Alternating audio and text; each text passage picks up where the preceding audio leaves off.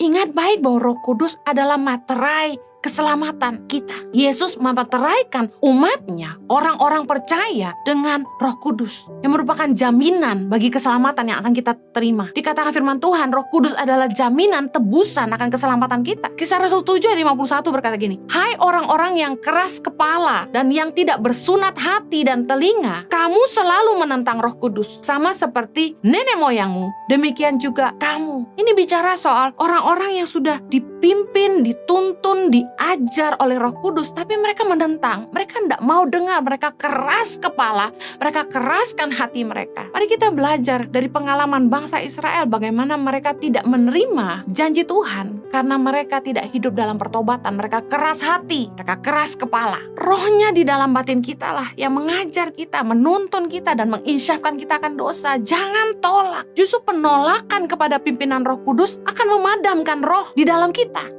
1 Tesalonika 5 ayat 19 berkata, janganlah padamkan roh. Jangan sampai Roh Kudus sudah tidak mau bicara lagi sama kita. 1 Timotius 1 ayat 19 berkata, beberapa orang telah menolak hati nuraninya yang murni itu, karena itu kandaslah iman mereka. Jangan sampai Roh Kudus berhenti berbicara dan sudah tidak mau mengingatkan kita lagi, karena kita keras hati. Karena awal penyebab orang kehilangan iman adalah karena mereka menutup mata hatinya, mereka mengeraskan hatinya dan tidak mau diingatkan lagi sama Roh Kudus. Kalau Anda berkata, enggak tuh kayaknya Roh Kudus nggak pernah bimbing saya yakin dia bicara pada kita dengan cara yang berbeda. Roh Kudus itu bisa bicara dengan memberi kita pengertian. Roh Kudus bisa ngajarin kita dengan insting, dengan feeling. Kita ketemu orang, serta-merta kita bisa kayak ngerti orang ini motivasinya apa. Itu semua pekerjaan roh di dalam kita. Ketika kita berselingkuh, Roh Kudus di dalam batin kita pasti berkata, jangan, dan menyadarkan kita bahwa perbuatan kita salah. Tapi seringkali kita lebih cinta dosa kita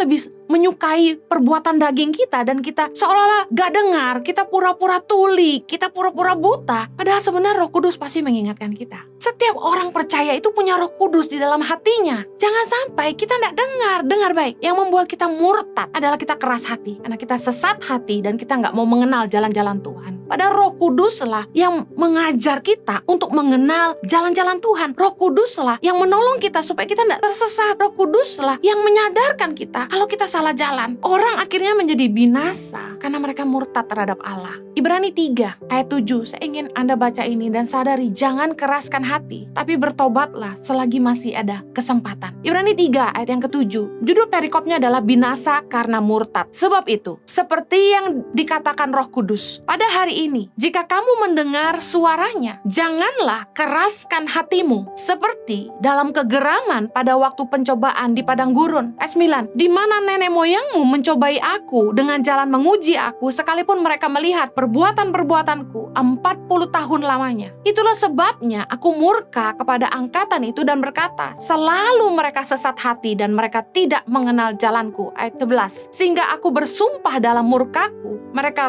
takkan masuk ke tempat perhentianku. Waspadalah, hai saudara-saudara, supaya di antara kamu jangan terdapat seorang yang hatinya jahat dan yang tidak percaya oleh karena ia murtad dari Allah yang hidup. Tetapi nasihatilah seorang akan yang lain setiap hari, selama masih dapat dikatakan hari ini, supaya jangan ada di antara kamu yang menjadi tegar hatinya karena tipu daya dosa. Ayat 14, karena kita telah beroleh bagian di dalam Kristus, asal saja kita teguh berpegang sampai kepada akhirnya pada keyakinan iman kita yang semula. Setelah kita menerima Yesus sebagai Tuhan dan Juru Selamat, kita beroleh bagian dalam keselamatan, penebusan Kristus, dan Roh Kudus menjadi materai dalam hidup kita. Diberikannya Roh Kudus dalam batin kita. Kita harus teguh berpegang kepada keyakinan iman kita. Bukannya malah hidup dalam dosa. Ketika secara manusia kita masih hidup di dalam daging dan kita masih suka lemah, kita ngikutin keinginan daging dan kita jatuh. Firman Tuhan berkata,